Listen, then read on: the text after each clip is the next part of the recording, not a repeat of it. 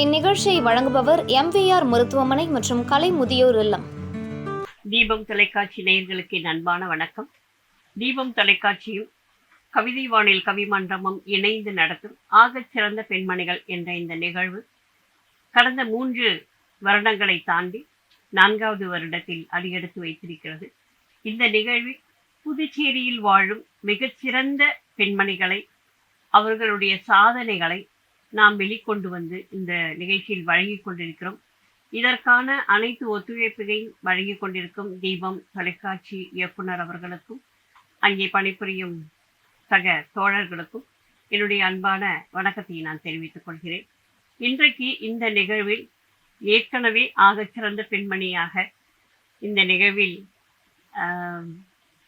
தேர்வு செய்யப்பட்டு விருதையும் அவங்க வாங்கிட்டாங்க. ஆனால் இந்த நிகழ்வில் அவங்க எதுக்காக வந்திருக்காங்க அப்படின்னு சொன்னாக்கா, நம்மளுடைய ஆகச்சிறந்த பெண்மணிகளை வாழ்த்துவதற்காகவும், இந்த வருடத்து ஆகச்சிறந்த பெண்மணிகளை வாழ்த்துவதற்காகவும், அவர்களுக்கான சில விஷயங்களை இங்கே பதிவு செய்வதற்காகவும் வருகை தந்திருக்கிறார்கள். MVR மருத்துவமனையின் நிர்வாக இயக்குனர் டாக்டர் MR வித்யா அவர்கள். அவங்கள சந்திக்கிறதே அவங்களோட பேசுறது, சந்திக்கிறது, அது ஒரு பெரிய மகிழ்ச்சியான ஒரு விஷயம். எந்நேரமும் சிரிச்சுக்கிட்டே இருப்பாங்க மேடம். ஸோ அது அவங்கள சந்திக்கும் போது அந்த சிரிப்பு நமக்கும் தொத்திக்கும். இது ஒரு பெரிய ஒரு விஷயம். ஏன்னா நிறைய பேரை பார்க்கும்போது ஏன்டா இவங்களை பார்க்குறோம் அப்படின்னு இருக்கும். ஆனால் சிலரை பார்க்கும்போது நம்ம மனசும் ஒரு மகிழ்ச்சியில் உட்காந்துடும். மகிழ்ச்சி நம்மளோட மனசில் உட்காந்துடும்.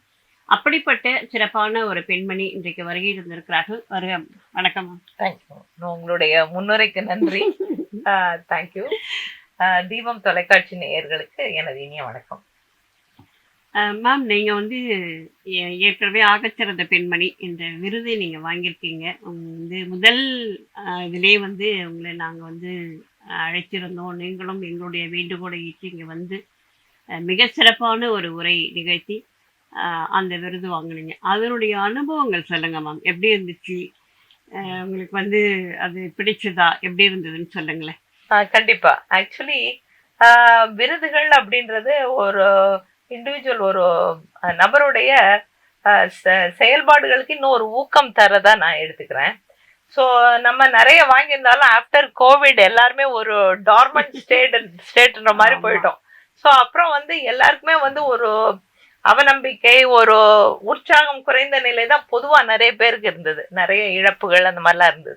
அப்படி இருக்கும்போது அதெல்லாம் தாண்டி ஒர்க் பண்ண ஆரம்பிக்கும் போது நீங்கள் உங்களை அவார்டு செலக்ட் பண்ணியிருக்கோம் அப்படின்லாம் சொல்லும்போது டெஃபினெட்லி உங்களோட கலந்துரையாடும் போது தான் என்னுடைய நான் கடந்து வந்த பாதையை நான் திரும்பி பார்த்தேன். ஸோ அந்த விதத்தில் எனக்குமே ஒரு உற்சாகமும் திரும்ப ஒரு இளமை திரும்பின மாதிரி ஒரு ஃபீலிங் எனக்கு வந்தது. ஸோ மீண்ட உற்சாகத்தோட இன்னும் பணிபுரிய அது உதவியா இருந்தது. ரொம்பவே சிறப்பு மேம். அதுவும் அந்த சமயத்துல கவர்னரா நம்முடைய தமிழிசை இருந்தாங்க. யாருக்குமே அந்த சமயத்துல அவங்க பேட்டி கொடுக்கல. தீபம் தொலைக்காட்சிக்காக மட்டும்தான் அவங்க பேட்டியே கொடுத்தாங்க. அவங்க ஒரு மாஸ்க், நான் ஒரு மாஸ்க் போட்டுக்கிட்டு சுத்திடும் எல்லாரும் நின்று பயந்துகிட்டே ஒரு இதை எடுத்தோம். அது இன்றைக்கே என்னால் மறக்கவே முடியாது. மறுபடியும் அவங்க கிட்ட போயிட்டு ஒரு 21 பேர் விருது வாங்கியிருக்காங்க மேடம், நீங்கள் அவங்களுக்கெல்லாம் விருது மறுபடியும் கொடுக்கணும் அப்படின்னு சொல்லி கேட்கும்போது கண்டிப்பாக முடியவே முடியாது அப்படின்ட்டாங்க. அப்புறம் திரும்ப பேசி அவங்க சம்மதிச்சு எல்லாரும் நம்ம போய் அவங்கள சந்திச்சோம் இல்லையா? நம்ம 2 தடவை பார்த்தோம். ஆக்சுவலி ஃபர்ஸ்ட் ஒரு தடவை அவங்க விருது வாங்கினவங்களுக்குலாம் ஒரு சிறப்பு செஞ்சாங்க அவங்களோட இதுல. அப்புறம் சிறந்த பெண்மணிகள்லாம் கூப்பிட்டு நீங்கள்லாம் அரசியல்ல பங்கேற்கணும், சமுதாயத்துல உங்களோட பங்களிப்பு வேணும் அப்படின்னு ஒரு ஸ்பெஷல் மீட்டிங் வச்சு அதுல அவங்க நம்மளை செலக்ட் பண்ணி பேசினாங்க. அது ஒரு மறக்க முடியாத நிகழ்வு. இப்பேற்பட்ட ஆளுமைகள் ஒரு அங்கீகாரம் அப்படிங்கிறது எல்லாருக்குமே ஒரு தேடுகின்ற ஒரு விஷயமா தான் இருக்கு. அந்த ஆளுமைகள் கிட்ட நம்ம போய் நிற்கும் போதே நமக்கு ஒரு பெரிய மகிழ்ச்சி ஒன்று கிடைக்குது. இப்படிப்பட்டவர்களுடைய ஒரு அங்கீகாரம் நமக்கு கிடைக்குது அப்படின்னு ஒரு சந்தோஷமா இருக்கு. மேடம், நீங்க நிறைய சமூக சேவைகள் செஞ்சிட்டு இருக்கீங்க.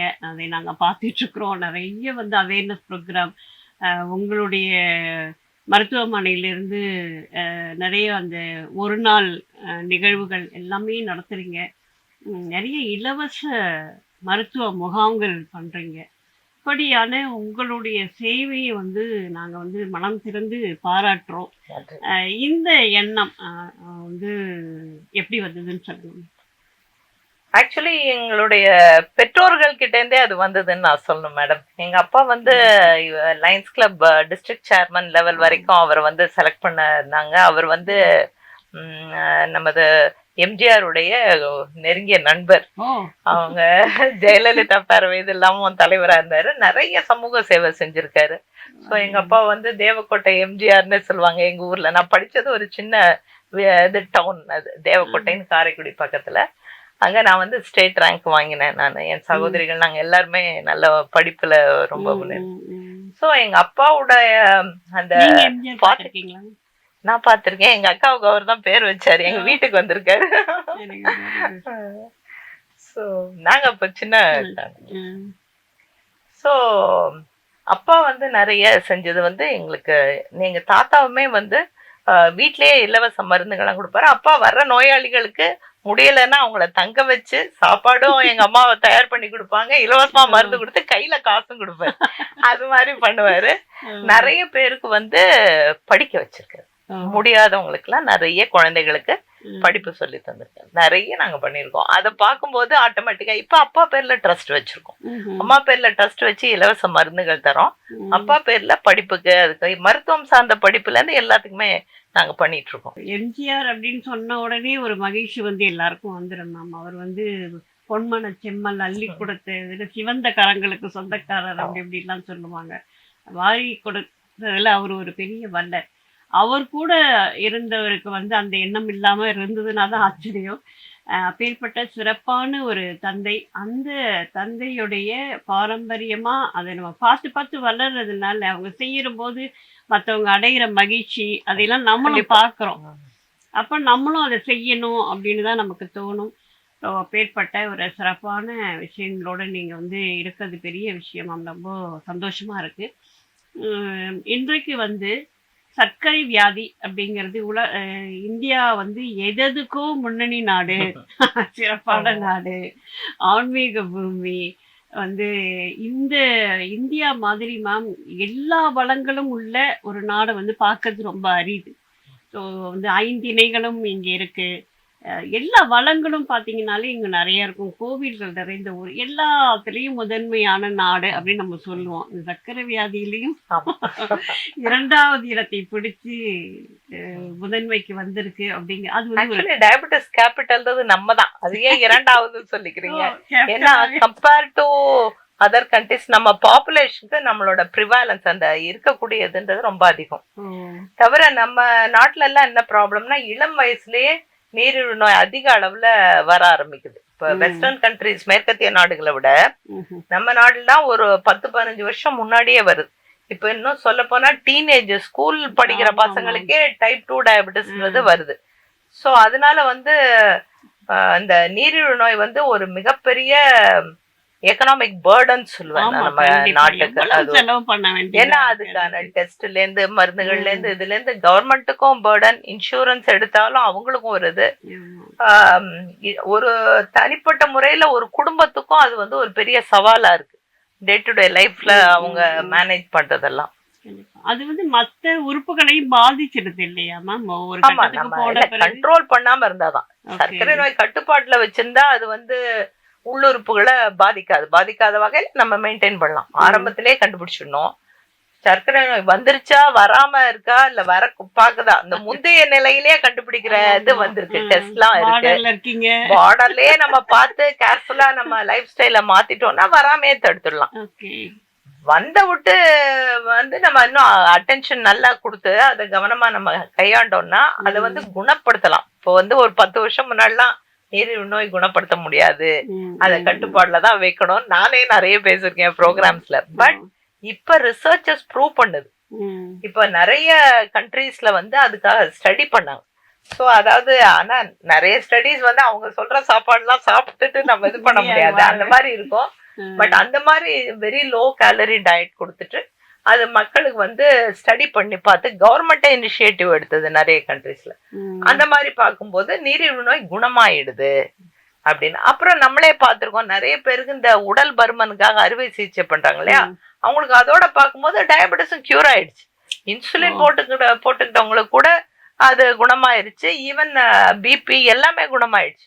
அப்ப இந்த வெயிட்டை குறைச்சா எவ்வளவு பெரிய விஷயம், அது வந்து எவ்வளவு ஹெல்ப் பண்ணுது அப்படின்றது ஸ்டடி பண்ண ஆரம்பிச்சாங்க. ஸோ அதுபடி பார்த்துட்டு இப்ப வந்து அந்த கான்செப்ட் கொஞ்சம் மறைஞ்சிட்டு வருது. நீரிழிவு நோய் கட்டுப்பாடுல இருக்குன்னா காம்ப்ளிகேஷன் வரும்னு பயப்பட வேண்டாம், பயந்து வாழ தேவையில்லை. நல்ல கண்ட்ரோல்ல இருக்கா அப்படின்னு செக் பண்ணிக்கணும். வந்ததை முதல் 6 வருஷத்துல நினைச்சா திரும்ப அதுக்கு முந்தின ஸ்டேஜுக்கு போயிடலாம். அது பாசிபிள். இப்ப நம்ம இதுலயே சில மாதங்களா அந்த life style intervention clinic start பண்ணிட்டு இருக்கோம். அதுக்கு ரொம்ப டைம் எடுக்கணும், பட் இருந்தாலும் அது சமூகத்துக்கு ரொம்ப முக்கியமானது அப்படின்னு அதுக்குன்னு டைம் டிவோட் பண்றோம். நான் எங்க ஸ்டாஃப்ஸும் ஒரு டீம்.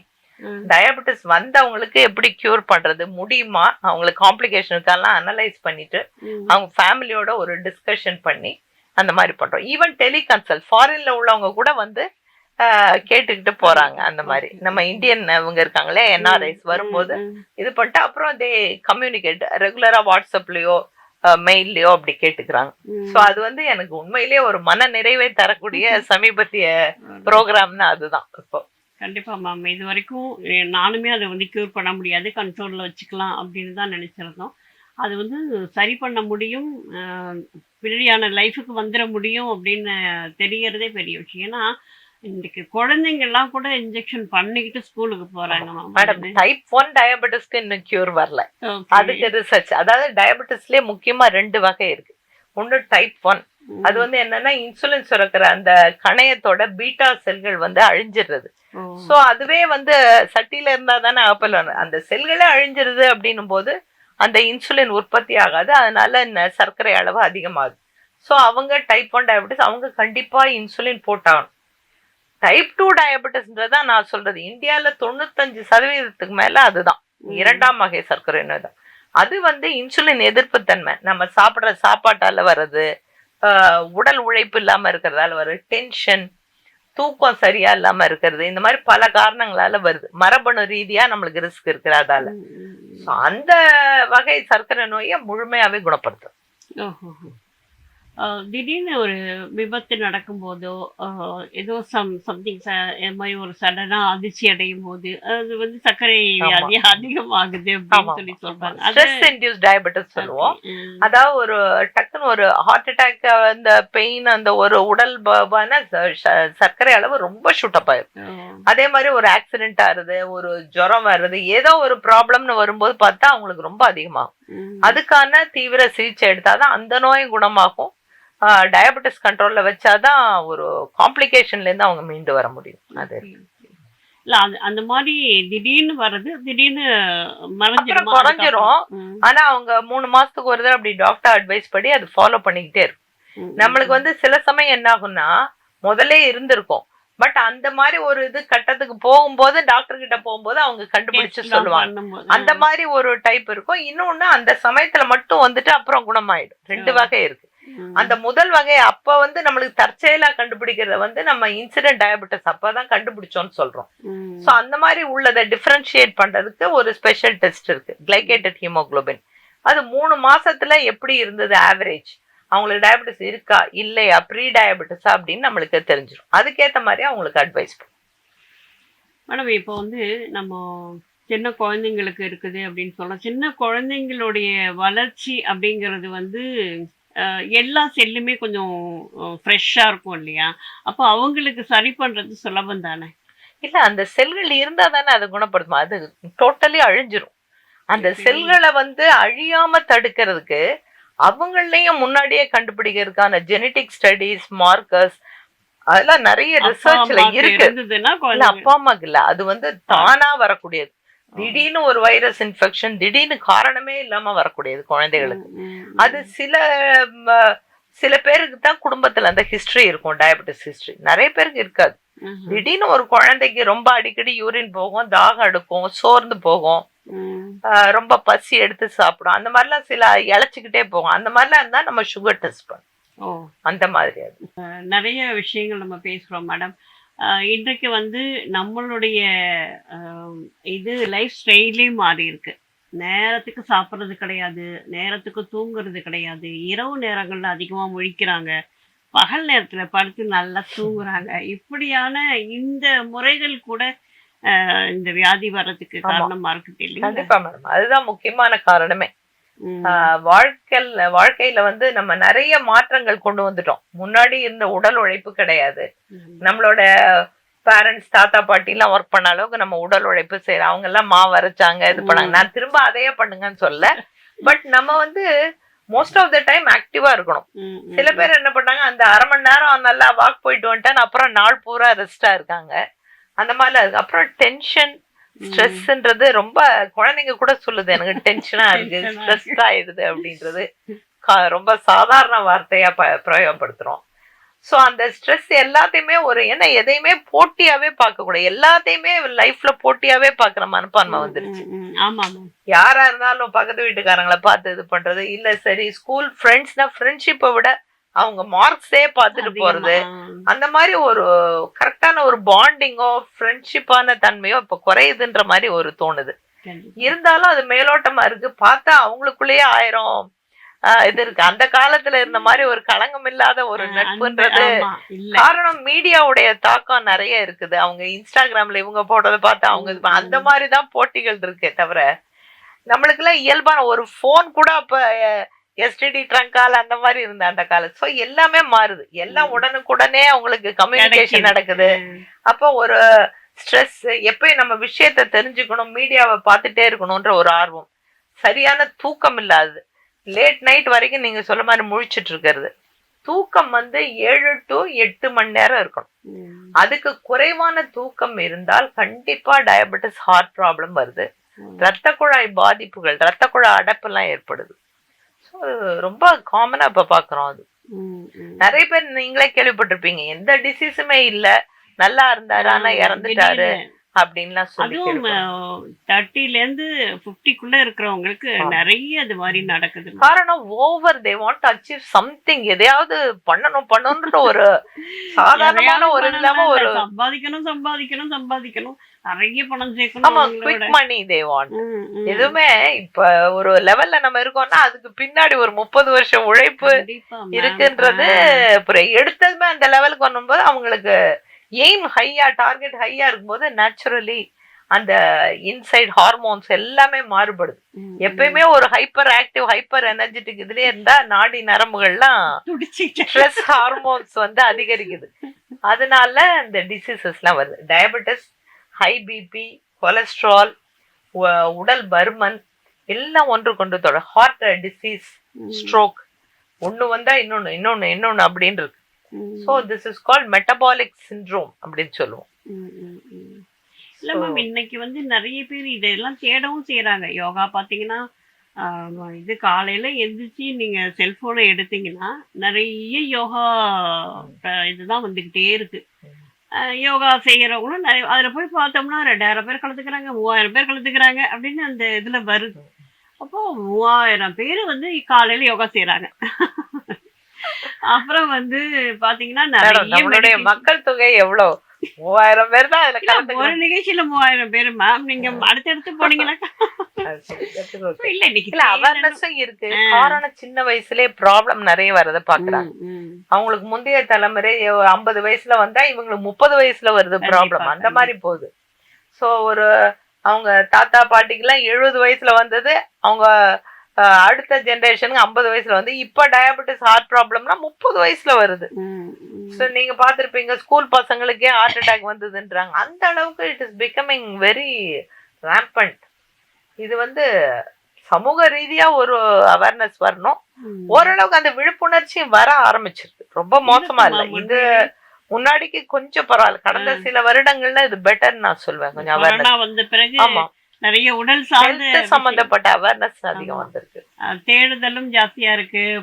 சிறுதானியங்கள் அது இதுன்னு சொல்லிட்டு நிறைய தேடுறாங்க, ஜூஸ் நிறைய குடிக்கிறாங்க. அது மாதிரிலாம் நிறைய இருக்கு. அதுவும் இருக்கு. இன்னொரு பக்கம் மிட் நைட்ல போய் பிரியாணி அந்த கலாச்சாரம் அதிகமா இருக்கு. அதாவது வாழ்க்கையை வாழ்ந்து சீக்கிரமே முடிச்சுன்ற மாதிரி எல்லாமே அந்த நடுராத்திரில போய் சாப்பிடுறது உடம்புக்கு அவ்வளோ ஒரு கெடுதல்.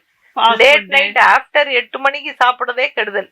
நம்ம 10-12 மணிக்கு எல்லாம் போய் 2 மணிக்கு எல்லாம் சாப்பிடுறது டோட்டலி ஹார்மோனல் டேமேஜ். கல்லீரல் லிவர்ன்றது ரொம்ப முக்கியமானது. பிரியாணி நான்வெஜ் ஐட்டம் நைட்ல சாப்பிடாம இருக்கிறது அவ்வளவு நல்லது. லேட் நைட் சாப்பிடுறது ஹார்மோன் ஸ்ட்ரெஸ் ஆயிரும், ஒர்க் ஆகாது ஒழுங்கா.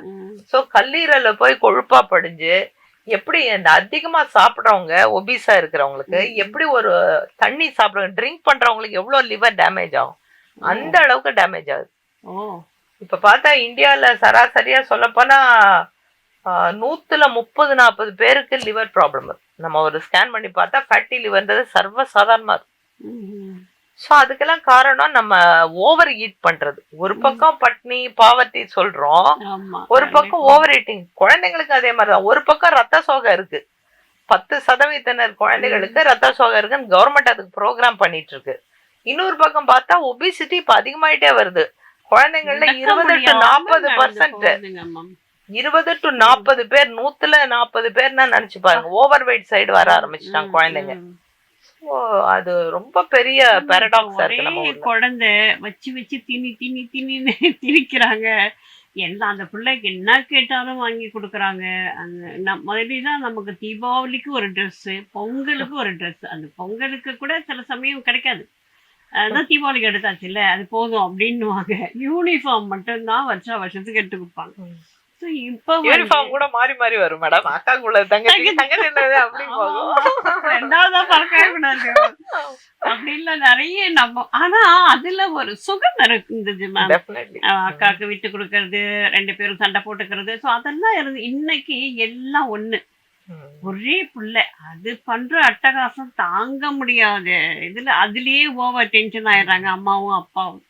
இதெல்லாம் இவங்க கொடுக்குறாங்க செல்லம், அதுக்கப்புறம் அது எடுத்துக்குது எல்லா விஷயத்தையும். நீங்க சொன்ன மாதிரி அந்த பேகை தூக்கிட்டு அவனால நடக்கவே முடியலம்மா. ஸோ அப்பேற்பட்ட ஒரு குண்டா அவ்வளோ இதுவா தான் இருக்குது. நம்ம குழந்தைங்களை வந்து ஐஐடியில போய் சேரணும், ஐஏஎஸ் ஆகணும், டாக்டர் ஆகணும் எல்லாம் சொல்றோம். அது ஹெல்த்தியா இருக்குதான்றத பார்க்க மறந்துடும். ஸோ அந்த குழந்தைய விளையாடவே விடுறது கிடையாது. அந்த குழந்தை நார்மலா விளையாடினா தானே ஒரு இதுவா இருக்கும். ஸ்கூல்ல கிரவுண்டே கிடையாது, அப்புறம் என்ன பண்றது? இல்ல அவங்க மார்ஷியல் ஆர்ட் சேர்க்கலாம், கராத்தே அந்த மாதிரி சேர்க்கலாம். அவங்க சேஃப்டிக்கு நல்லது இந்த காலகட்டத்துல. சோ அது அந்த மாதிரி இருக்கிற டிசிப்ளினும் கொண்டு வரும் குழந்தைங்களுக்கு. ரெண்டாவது ஸ்போர்ட்ஸ் எதுலயாவது வெளியில சேர்த்துக்கலாம், ஸ்போர்ட்ஸ் அகாடமில. We should do that. அது வந்து இப்ப பாண்டிச்சேரியில ஓரளவுக்கு வாக்கிங் எல்லாம் இருக்கு, வயசானவங்களுக்கு நல்லாவே இருக்கு.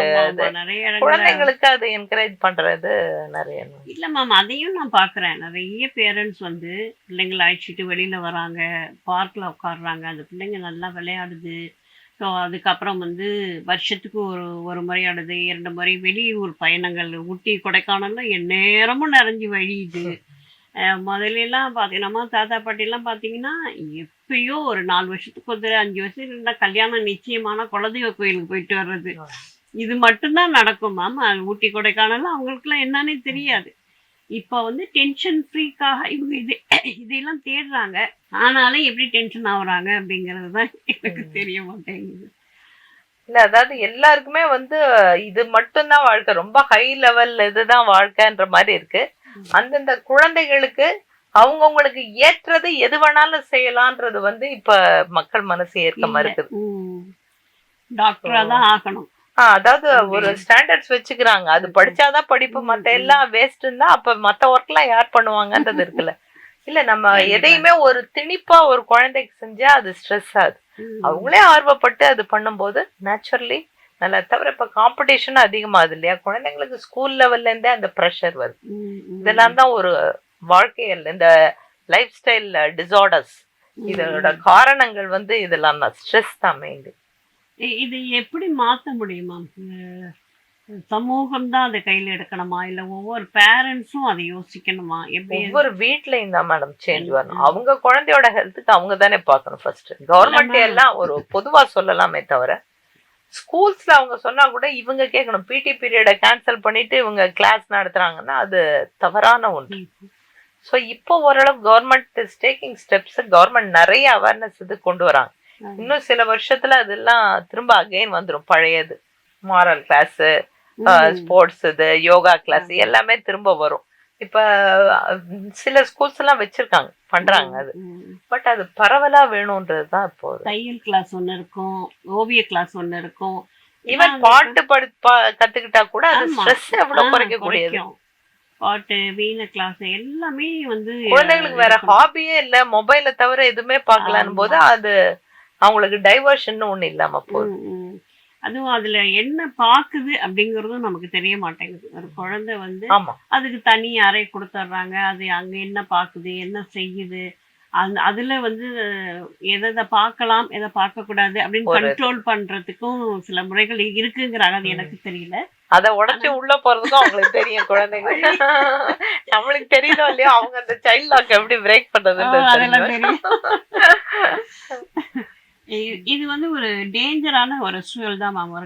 இன்னைக்கு சைனால என்ன பண்றாங்க, ஒரு நான் வீடியோ பார்த்தேன். குழந்தைங்க கிட்டே கொடுத்து அந்த வீடியோ செல்போனை உடைக்க சொல்றாங்க. ம். அந்த குழந்தைங்கள உடைக்குதாங்க, செல்போன் கிடையாது அப்படின்னு சொல்லிட்டு அதுங்க வந்து இன்ட்ரெஸ்டா அதை உடைக்குதுங்க. ஸோ அந்த ஒரு சூழலுக்கு இந்தியாவும் வரணும் அப்படின்னு நான் எதிர்பார்க்குறேன். அதுங்க கையிலே கொடுத்து உடை அப்படின்னு சொல்லி அதை செஞ்சாலே போதும். அப்பேற்பட்ட ஒரு சூழல் வந்து வரணும் அப்படின்னு நான் எதிர்பார்க்குறேன். மேம், இப்போ மகளிர் தினம் மார்ச் 8. ஸோ இந்த நிகழ்ச்சியில் நம்ம வந்து நிறைய பெண்கள் இந்த வருடமும் நிறைய பெண்களை நம்ம அறிமுகப்படுத்தி வச்சிருக்கிறோம். பெண்கள் இயல்பா வந்து இன்றைய பெண்கள் எப்படிலாம் இருக்கிறாங்க, அவங்களுடைய லைஃப் ஸ்டைல் எப்படி இருக்கு, எப்படி கொண்டுட்டு போகலாம் அப்படிங்கிறது சொல்லுங்க. நான் இந்த கடந்த 2-3 தலைமுறைகள்லாம் பார்த்ததெல்லாம் பார்க்கும்போது இப்ப வந்து பெண்களுக்கு நிறையவே சுதந்திரம்ன்றது இருக்கு. சுதந்திரம்னு இப்ப அவங்களுக்கு யாரும் கொடுக்க தேவையில்லை, அவங்களே எடுத்துக்கிறாங்க, அவ்வளவுதான் நான் சொல்லுவேன். பெண் குழந்தைகள் அவங்களுடைய குடும்பத்துல முக்கியமான அங்கம் வகிக்கிறாங்க. டெசிஷன் மேக்கிங் அண்ட் இது அவங்க அது பொறுப்புணர்ந்து செயல்படுறாங்க. Not every one is irresponsible, அதை நான் சொல்ல மாட்டேன். அவங்களுக்கு செல்லம் கொடுத்தாலும் இது கொடுத்தாலும் பெண் குழந்தைகள் இப்ப இன்னும் அவங்க ஏற்கனவே பொறுப்பு அதிகம். அப்படி இருக்கும்போது இப்ப அவங்களுக்கு தலைமை பண்பு வருது. குடும்பத்திலயும் வந்து பெற்றோர்கள் வந்து பெண் குழந்தை தானே அப்படின்னு அலட்சியம் பண்ணாம அவங்க வார்த்தையை கேட்கக்கூடிய ஒரு இது வர்றது பார்க்க சந்தோஷமா இருக்கு.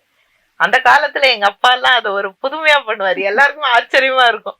வீட்டுல வந்து பெண் குழந்தைகள் 4 பேர், அவங்களுக்கு இவ்வளவு ஒரு சுதந்திரமான்றது. நாங்க ஆனா அதை மிஸ்யூஸ் பண்ணலன்றது வேற விஷயம். பட் டெசிஷன் மேக்கிங், படிப்பு எல்லாமே சுதந்திரமா இருக்கும் எங்களுக்கு. ஒரு அது நம்மளுக்கே அந்த பொறுப்புணர்ச்சி வர மாதிரி. அது இந்த காலகட்டத்துல எல்லாருக்கும் பரவலா இருக்குன்ற போது அது சந்தோஷமா இருக்கு. பட் என்னன்னா அது வந்து நம்ம அந்த கிடைக்கிற வாய்ப்பை தவறா பயன்படுத்தாம அது கொஞ்சம் கேர்ஃபுல்லா அதை ஹேண்டில் பண்ண வேண்டியதா இருக்கு. அது ஒண்ணு. அந்த எல்லா லெவல்லயுமே இப்ப விமன் அச்சீவர்ஸ் இருக்காங்க. நம்மளுடைய ஊர்லயே சாதனை பெண்மணிகள் ஏகப்பட்ட பேர் இருக்காங்க. இளம் வயதிலே எவ்வளவு செய்யறாங்க, அதெல்லாம் பார்க்கும்போது ரொம்பவே சந்தோஷமா இருக்கு.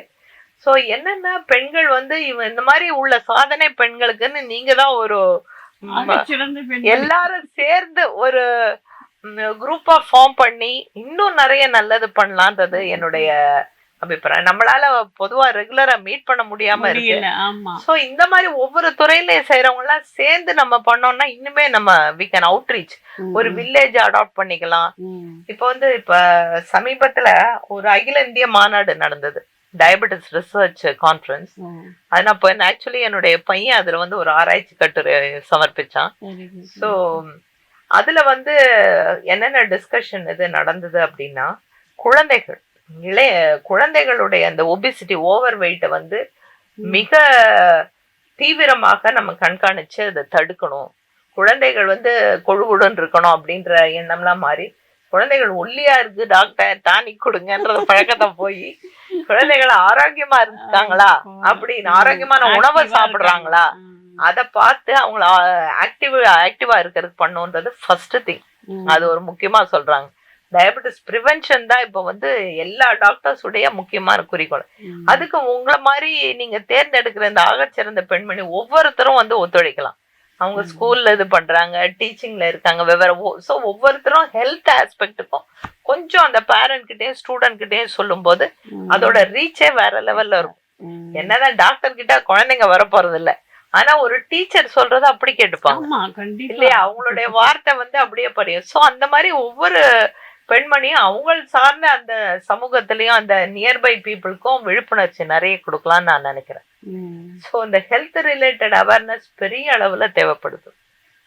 கண்டிப்பா மேம். ஆனா எல்லாமே ஆகச்சிறந்த பெண்மணிகள் வந்து எல்லாத்துலயும் ஆகச்சிறந்த பெண்மணிகளா இருக்கிறாங்க. அவங்களுடைய நேரம், அவங்களுடைய இதை வந்து தனியா எடுத்து கொடுக்க முடியல அவங்களால.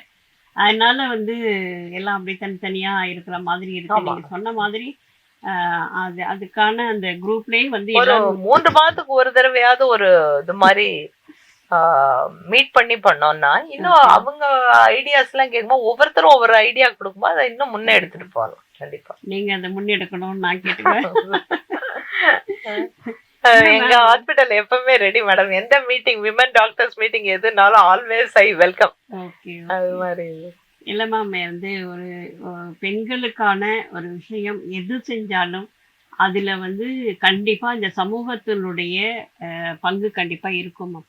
ஏன்னா பெண்கள் நம்மளுடைய பாரதிதாசன் சொன்ன மாதிரி ஒரு பெண் கல்வி பண்ணிட்டாங்க அப்படின்னு சொன்னாக்கா அந்த அந்த குடும்பத்தையே அவங்க வந்து மேலே கொண்டு வந்துருவாங்க.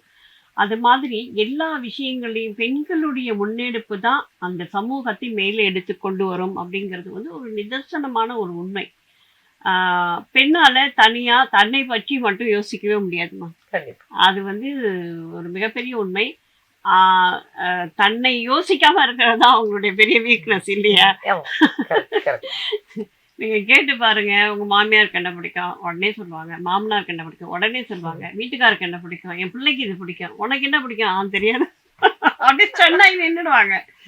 அந்த மாதிரி தன்னை பற்றி யோசிக்காத ஒரு ஜீவன். அதுல மட்டும் இல்ல madam, not only that, even மத்த இதெல்லாம் கூட எடுத்துக்காங்க. ஒரு ஹெல்த்தியா வீட்டுல சாப்பாடு செஞ்சா கூட அவங்களுக்குன்னு அந்த போர்ஷன் வச்சுக்கிறது கிடையாது. பெண்கள் அது பண்றது கிடையாது. ஈவன் டயபெட்டிஸ் கேரே நம்ம பார்க்கும்போது பெண்கள் அவங்களுக்குன்னா சில டெஸ்ட் பண்ணிக்க மாட்டாங்க. எங்க வீட்டுக்காருக்கு பண்ணி எல்லாம் இப்ப அப்படி வராங்க மேடம். ஒரே நாள்ல பார்க்கும்போது ஹஸ்பண்ட் ஒய்ஃப்னு ஒரே நாள்ல 6 பேர் 8 பேர் அப்படி பாக்குறேன் நான். இப்ப பேஷண்ட்ஸ் ஃபேமிலியே டயபெட்டிக்கா வர மாதிரி இருக்கு. அவங்க வந்து அடுத்தாப்புல அவங்க பையன். அதுதான் வந்து ரொம்ப நம்ம எஜுகேஷன்ல ரொம்ப டைம் ஸ்பெண்ட் பண்ணணும்ன்றது என்னுடைய இதுவா இருந்து. ஸோ நான் ஆக்சுவலி நான் யூடியூப் இது ஆரம்பிச்சு ஒரு இது இப்போ 1 மில்லியன் வியூ ரீச் ஆக போகுது. டயபெட்டிஸ் டயட் பத்தி போட்ட வீடியோ அது வந்து 10 லேக்ன்றது இட் இஸ். அதாவது அந்த அளவுக்கு மக்களுக்கு வந்து அதோட தேவை புரியுது.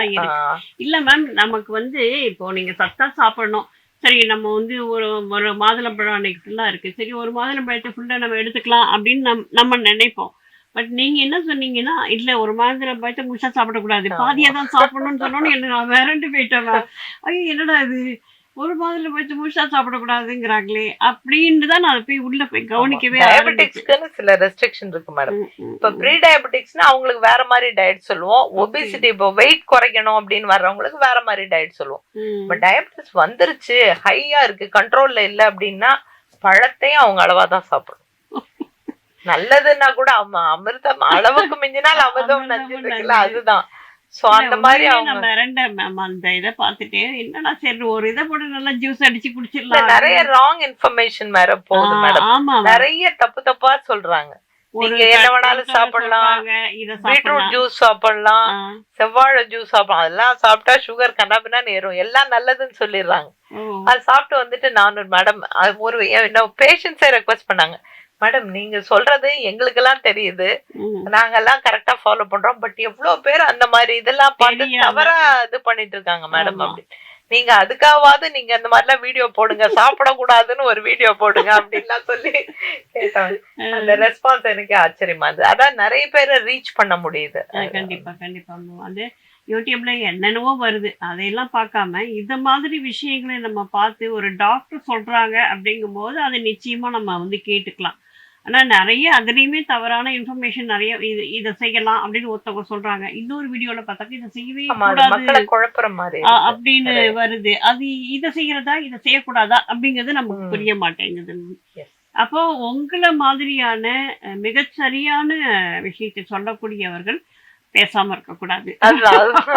நான் வந்து கொஞ்சம் லேட் தான், பட் இட் இஸ் அந்த ரெஸ்பான்ஸ் வந்து சரி நம்ம இன்னும் நான் இப்ப அடுத்தாப்புல இன்னொரு வீடியோவும் தயார் பண்ணிட்டு இருக்கேன். அதாவது பிரேக்ஃபாஸ்ட் இது சாப்பிடக்கூடாது அது சாப்பிட என்னதான் சாப்பிடலாம் அப்படின்றத ஒரு கிளியரா சொல்லலாம் அப்படின்ட்டு. அது ரொம்ப யூஸ்ஃபுல்லா இருக்கும். அது எடிட்டிங் இதுல இருக்கு பண்ணிட்டு இருக்கேன். ரொம்ப சிறப்பான பல விஷயங்கள் பேசியிருக்கீங்க மேம். வந்து இந்த சமூகத்தினுடைய ஒரு வளர்ச்சி அப்படிங்கிறது வந்து நோய் நொடி இல்லாம நம்மளை வாழ்த்துறவங்களும் சரி, நம்ம ஒருத்தவங்கள்ட்ட ஆசீர்வாதம் வாங்கும்போதும் சரி, அவங்க எல்லாரும் என்ன சொல்லுவாங்கன்னா, நோய் நொடி இல்லாம சந்தோஷமா இருங்க அப்படின்னு தான் சொல்லுவாங்க. அப்பேற்பட்ட ஒரு வாழ்க்கை அப்படிங்கிறது தான் சிறப்பானதாக இருக்கும். ஏன்னா ஒரு ஒரு உடம்பு சரியில்லை ஒருத்தவங்களுக்கு வீட்டில் அப்படின்னு சொன்னா அவங்க மட்டும் சஃபர் ஆகிறது இல்லை, டோட்டலா ஸ்பாயில் ஆயிடும். அப்பேற்பட்ட ஒரு சூழ்நிலை கொடுக்கக்கூடிய அந்த விஷயத்திலேருந்து நம்ம எப்படி தப்பிச்சுக்கலாம் அப்படின்னு சொல்லிட்டு மேடம் மாதிரி உள்ள பெண்கள் கிட்ட, ஆகச்சிறந்த பெண்கள் கிட்ட நம்ம வந்து கேட்டு தெரிஞ்சுக்கிட்டு அதை நம்மளுடைய வாழ்க்கை முறையா கொண்டுட்டு வந்தோம் அப்படின்னு சொன்னாக்கா மிக ஒரு சிறப்பானதாக இல்லாதனாலும் ஒரு சாதாரணமான ஒரு வாழ்க்கையாவது நம்ம வாழ்ந்துட முடியும். இல்ல மேம், இந்த பெண்கள் தினத்தை ஒட்டிதான் எங்க ஹாஸ்பிட்டல் அனிவர்சரி வரும். இந்த ஒரு மாசத்துக்கு நாங்க இந்த லைஃப் ஸ்டைல் கிளினிக்கோட இதுவே வந்து ஒரு கன்செஷன்ல பண்றோம். ஏன்னா இந்த பெரிய பெரிய வெயிட் ரிடக்ஷன் ப்ரோக்ராம் அது இதெல்லாம் வைக்கிறாங்க இல்லையா, எல்லாம் ஹெவி காஸ்ட்லியா இருக்கு. போய் போய் பணத்தை கட்டு அப்புறம் வெயிட்ட குறையல அப்படின்னு சொல்லி ஃபீல் பண்றாங்க. சோ அதனால பக்கத்திலேயே வந்து அவங்க வந்து ரீச் பண்ணி அவங்களுக்கு பிராக்டிக்கலா உள்ள சொல்யூஷன் நாங்க சொல்ற மாதிரி அப்படி வச்சிருக்கேன் நான் அந்த மாதிரி. சோ அது இந்த 1 month வந்து we are doing a concession. இன்னுமே அதுல கன்செஷன் கொடுத்து பண்ணிட்டு இருக்கோம்.